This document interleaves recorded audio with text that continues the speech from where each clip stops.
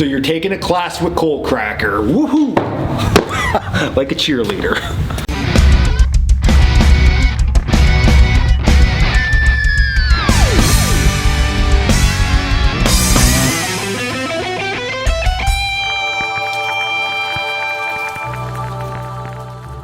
What's up guys, Dan here, Coalcracker. So if you're taking a class with us, thank you very much. We're super excited to have you come out. If you're not taking a class with us, you're still gonna gain some cool knowledge from this video.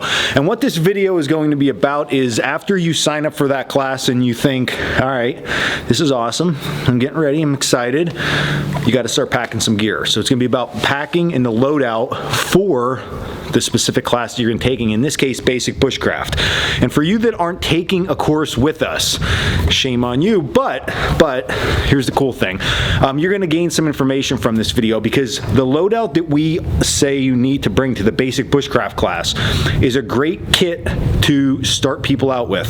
So if you're new to the whole bushcraft style camping and are looking to put a kit together for yourself, this is a great starting point with the items that we have listed. And if you are already a little bit more advanced and you're gonna start taking people along with you, this is a great list for them or for you to put a kit together for them to bring out, because you can get a lot of stuff done with this kit, plus it's a lot of the traditional stuff that you're gonna need. Team that up with our videos here and you're gonna have a great time in the woods. So I'm gonna go inside, I'm gonna pack the list out, and then we're gonna get started. All right, so I got all the gear together and we are going to go right down the list. So no specific order the way that this goes. The goal here as we go through this is we'll give you just a little bit of background on if there's stuff you can swap in or out for this gear. Again, most of this stuff is just your traditional stuff that bushcrafters will carry when you go out for an overnight or even during the day, okay? So let's just hammer right on through it. All right, so the first one is an axe, 16 to 24 inches. It can be any style axe, it doesn't have to have a wooden handle. A few things with this though, you don't want to go over 24 inches. What we do, we're not handling big lumber, we're not chopping down really big trees, so definitely not over 24. Can you go less than 16? I'm gonna say yeah, you could probably go less. It can be a smaller hatchet. I wouldn't use one of those hand hatchets that only one hand can fit on, something a little bit bigger than that, so you can work with it and learn with it. The biggest thing with your axe though is you want to try to make sure that it has at least some sharpness to it. If you don't know how to do that, check back in my videos of tool and maintenance in the playlists. We go over axe sharpening. Get your axe sharpened up before you come out and you will be good. So we use an axe quite often the first day and even the second day. We use an axe a lot in this class, so it is important that your axe is tip-top as at least you can make it. We'll teach you how to go from there. All right, next is jute twine. Jute twine, very useful as you see on this channel very often. The thing with jute twine, you can get all different types. Go to like Walmart or the dollar store and just get a small roll of jute twine that looks like this and you will be fine. You don't have to bring a ton of it. One small roll is going to be more than enough for making rope, bindings, making bird nests and stuff like that. All right, next is 50 foot of paracord. So usually when you get paracord, it comes in 100-foot lengths.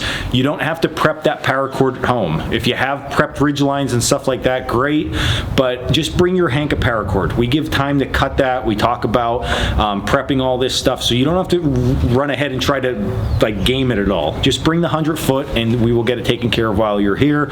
And the biggest thing with the paracord that we have seen in the past, you do not want the paracord that has all the survival crap on the inside, meaning wire and fishing line and all that. We want traditional 550 cord, okay? You don't want the even heavier stuff. 550 paracord is what we need. 50 foot minimum. If you have 100, good. If it's more than that, you're gonna tangle mess. So 100 to 50 foot is all you need. Number 18, bank line. All right, you could buy this on Amazon. You can do 1 pound rolls. You can do smaller. This is the 1 pound roll. You don't need this much, okay? So you don't have to get the big roll. I just had this here at the school, so that's why I'm showing this. The thing with the bank line when you get it, number 18 bank line, it is not braided. If you get braided bank line, you can't break down the strands into smaller strands, which you might have to do. So make sure that it's just a twisted number 18 bank line. All right, this is one of the big ones, oilcloth tarp, okay, or canvas tarp. So right away, some people's head explodes. All right, it will be okay. We will get you through it. So why do we recommend an oilcloth tarp? Well, this is like one of the staple features in a bushcrafter's kit is a good heavy-duty tarp, not only for basic entry-level stuff, but as we progress through, if you come to other trainings or you progress on your own, you're going to be using that tarp in different configurations in different ways. So having a strong, robust tarp is important. Now, the biggest takeaway with it is that you want a tarp that's between 7 foot and 10 foot. If it is bigger than 10 foot, it's not going to work. Now, we prefer square because of the shelter setups that we teach during this course. A rectangle tarp is going to make that awkward, and although it will work, it's just not the most optimal for what we teach. Remember, none of the measurements, okay, length or width, should exceed 10 foot. If it does, it's just way too big. Even if in your head you're thinking, well, I could do something I saw in Dan's video and fold it under or do this or that. We're not doing that. 10 foot is the maximum, okay? You don't need anything bigger. You will survive. We have hundreds of students that are still alive sleeping under a shelter, so you will be good to go. All right, so the next is our wool blankets. We have 2 blankets listed. We have a twin and a queen size, okay? Now, I know people are, well, our wool blankets will be back in stock shortly in April, okay? So they're coming very soon. We're gonna have a brand new pattern. Looking forward to it. Here's why we have 2 on the list. One is going to cover your body. Pretend it's that one. The second blanket we're going to be using for a project. We will not be cutting it up, so it is definitely recoverable, but we make a browse bed with this. So you're going to be sewing and putting thread through it. So that's why 2 blankets are listed. Again, you can get them through us if they're back in stock, or you can do an Amazon kind of thing on those. So the next thing is our 100% cotton terry cloth washcloth. This will get destroyed. It will get cut up for char. So if you're bringing this, don't bring your favorite washcloth that you had as a kid. Just go, you can get these at the dollar store real cheap. All right, cup and spoon for eating. Now you are more than welcome to expand your cooking and eating apparatus out from just a cup and a spoon. But what we did when we put this list together is we're thinking not super minimal, but just a reasonable stuff that you can fit inside a bag. So if you want to add a plate or anything like that, you're welcome to do all that. We're going to talk about some accessory gear outside of this when we're done this gear, but if you have a cup and a spoon, you're gonna be able to get through for your meals. All right, headlamp with spare batteries. So a headlamp, not a flashlight. Make sure that you can wear this thing on your head. The clip-on ones that go on baseball hats are fine. Also, as long as you can work hands-free without having to hold the light the whole time. And then also put fresh batteries in before you come, and then keep extra batteries with you, and you will be a happy camper. So next is the 1 to 2 liter pot. I have an actual camp kettle style pot here. It has a lid, it has handles, it has a bail. This is gonna work great. But if you don't have one of these and you're not sure on what to get, we're gonna talk about that while you're at class. You can go to like a Dollar Tree or a dollar store and get a simple pot, the type you put on top of the stove to like boil water in, and you can use that. That is gonna work absolutely fine for this class if you don't have any type of cooking apparatus with you. We're gonna be using this to boil water and make dumplings during the class, so that'll give you a little insight why you need that along with you. Next is all-purpose flour.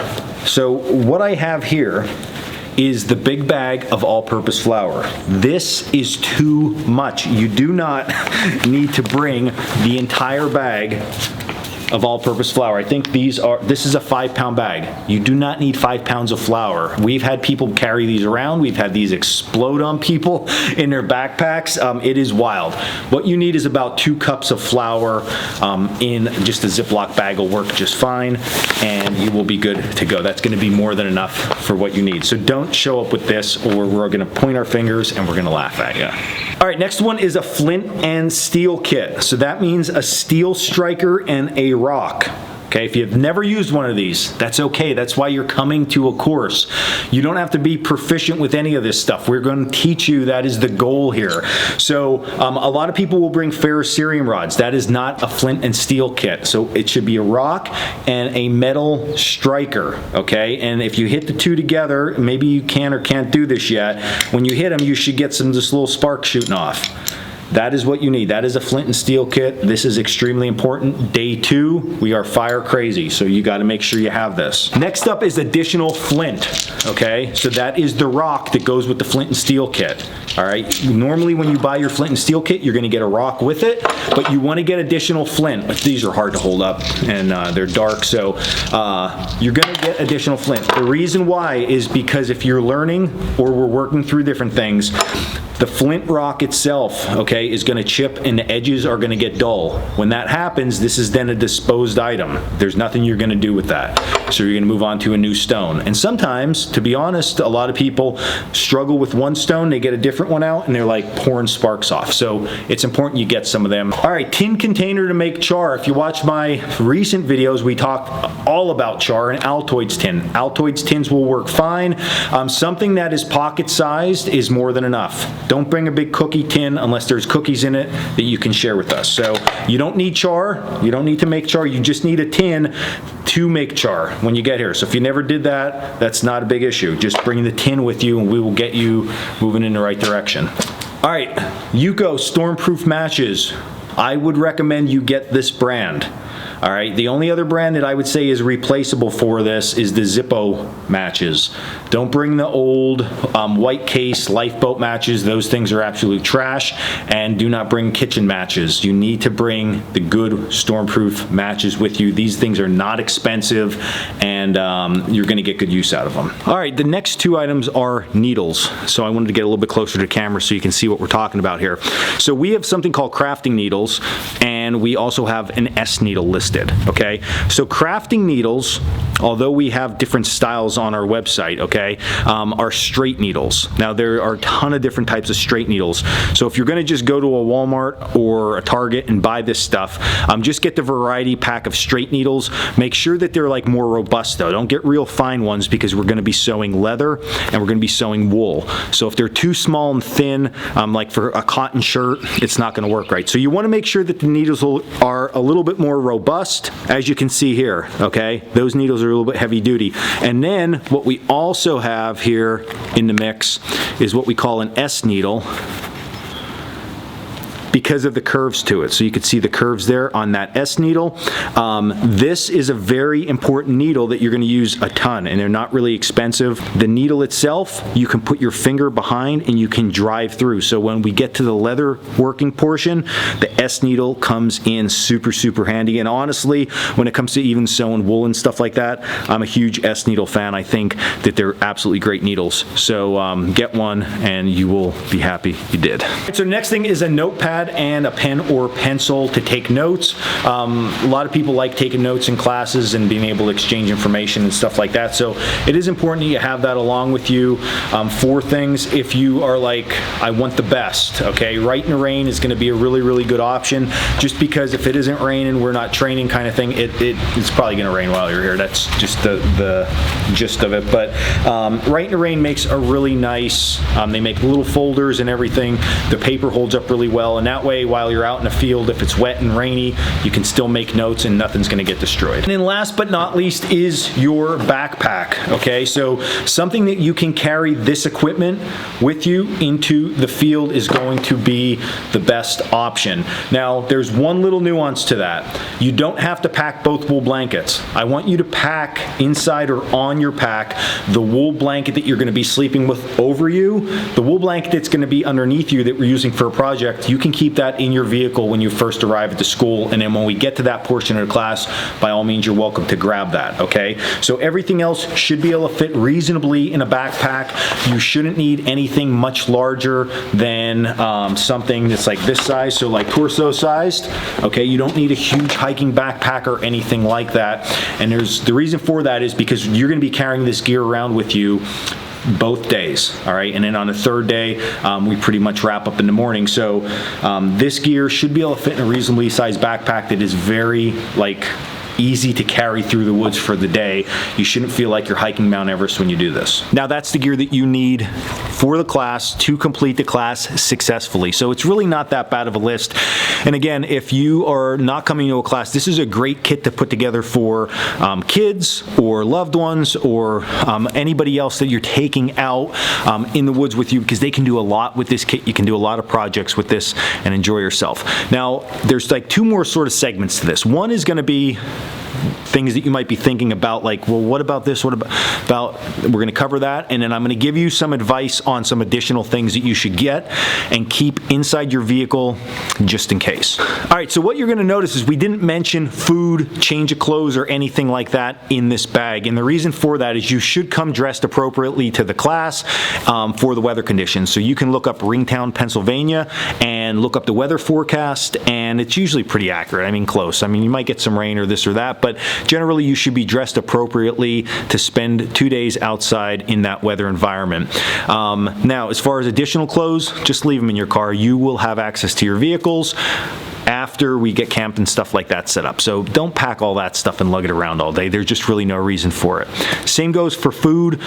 Put food in your vehicle, and we're going to touch on this in the next segment here in a second, but put the food in your vehicle and then you can just bring snacks along with you. It's going to work out really well that way. And then of course you have like hygiene items, medical items, stuff like that. You're welcome to put that in your bag, but again, I would say leave that stuff, and this is going to make more sense in a second, but leave that stuff in your vehicle and you can grab that when class is over for today and you're just headed back into camp to get yourself squared away. All right, now outside of the packing list, there are definitely items that you're going to be thinking you might want to bring along with you, and that is absolutely fine. But trust me when I say this, whatever is on that list, just put that in the pack and don't worry about bringing the other stuff. Have the other stuff in your vehicle, and then if you need it, you can always grab it, okay? So what's on that list is what's the most important that you should have on your person. Now, one thing you're probably going to notice it wasn't on there that some people might have already had a heart attack and aren't with us no longer during the video, and that is a fixed blade knife. And there's a reason for that. For this class, being a more traditional bushcraft class, we push students to use their axes for their cutting, okay? Now, that doesn't mean you can't bring your knife along and get some use out of that, but for the things that we do within the class, your axe is going to be your go-to for that. So by all means, put your belt knife on, enjoy it, use it while you're around, but during a lot of the exercises that we have cutting required, it's going to be your axe. So we touched on this before. I mean, extra clothes. I would definitely recommend have extra socks, maybe a change of boots in your car, and then I would pack according to the weather. So that would mean to me maybe a raincoat, maybe some warmer clothes. So maybe a beanie like I have on, maybe some gloves, a kerchief, something like that that you can at least layer up a little bit more. And then of course, if you're like a person who's always cold or you're just unsure, overpack. Put all this stuff like in a suitcase, just stick it in your car. If you don't need it, it's not hurting anything. You just have to pack and unpack. But if you need it, at least it's there. You're not absolutely miserable, because we don't want that. All right, the last one is a water bottle. So we do have water on site. You can use your cup and drink the water. But I always tell people this, and I know from myself going to trainings, it's just nice when you have your own stuff sometimes. So I always bring and tell students to bring 2 gallons of water, jugs of water, keep them in your car just for yourself. You can use that. You can take it to camp, whatever. And then bring a water bottle with you. You can fill the water bottle up, put it in your haversack, and then you have water on the go. You don't have to wait till we get back to the classroom area or back into camp in order to get some water. All right, now this is like the last category, and that is additional sleeping equipment. Listen, if you come out to a class, you're gonna sleep under a tarp. I can guarantee you that. So we don't want any tents or anything like that. But we understand that some people are beginners, and we want you to come and learn. All right, I'm not trying to put you through boot camp here. We just want you to come and learn and enjoy yourself.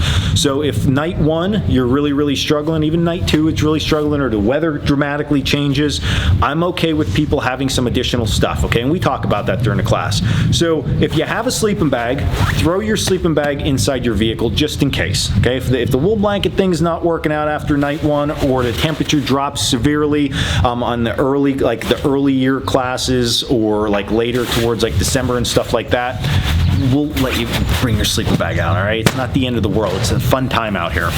The other thing is if you have any type of ground mat that you can put down for wet moisture. Now, we will be building debris beds, okay, and browse beds. That's what we were talking about with the wool blankets.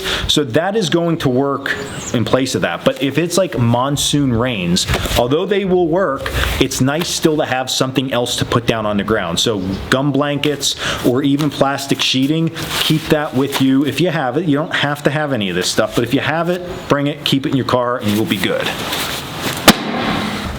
All right, and then last but not least, so I named a lot of extra stuff, right? And you throw food in the mix, you throw a hygiene kit in the mix, and maybe gloves and all that good stuff. So how are you gonna get that into camp? Because if you pack your backpack appropriately, you shouldn't have a ton of extra room. Some extra room, but not a ton. So what I tell people to do is just grab a 5-gallon bucket, okay, and use that bucket to bring some of that stuff into camp. These work really nice for your food, a couple extra little supplies, backup batteries, if you have a battery pack, maybe you're bringing a camera or something like that, maybe you're bringing your extra knife because you have like 2 or 3 knives and you want to try them all out. You can stick some of this stuff in your bucket and put it at camp. Now you have a seat at camp and also a storage thing at camp that you can let out. It doesn't matter if it gets wet because it's a sealed bucket. So a bucket's a great option to carry things in and out of camp. So there you go, that's today's video, all you wild bushcrafters. Again, maybe you're not coming to a class so you feel like it doesn't pertain to you, but this is a great kit to start out with. And if you just started watching this channel, not only hit like and subscribe, but also use this list as like, hey, this is a great loadout and things to start thinking about buying and purchasing for yourself in order to get more into this hobby that we all love so much. So, all right, everybody else, like, subscribe, new people, good gear list, and then check us out at coalcrackerbushcraft.com for the class loadout. You can check all the classes out that we have, also all the merchandise in our blog, and then until the next video, stay in the woods.